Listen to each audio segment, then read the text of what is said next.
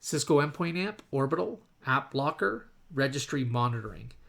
All right, so Applocker is going to be used to allow or restrict applications, right? It's obviously focused on Windows in this case, but malware will try to insert themselves into this registry entry or registry key to allow themselves to run, right? Basically bypassing that control. And so that category is posture assessment. The attack technique is modify registry, and the attack tactic is defense evasion. And so what we'll do here is we'll go ahead and we'll search for that SQL statement, Applocker Registry Monitoring. We'll copy it over. Remember, these are all pre-canned.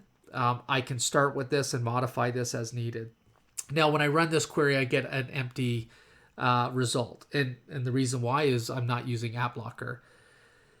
And so obviously I want to show you results. So let's jump to the Windows box here. And in my case, because I'm not even using it, I'm going to create a couple registry entries that would exist if I was using it.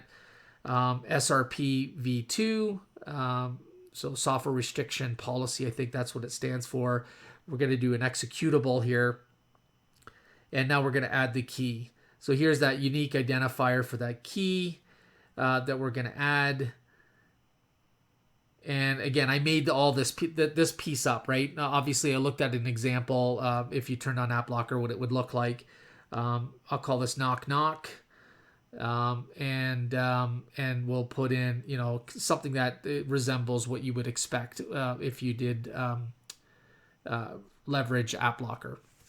All right, now we'll run the live query, and if everything's working, we should get a hit. Again, the goal here is to monitor this. If you're using Applocker, you want to make sure that nobody is inserting any type of application or process or executable, etc., right, at any point in time. And this is a good way of doing it. And look how quick it was for us to get the results.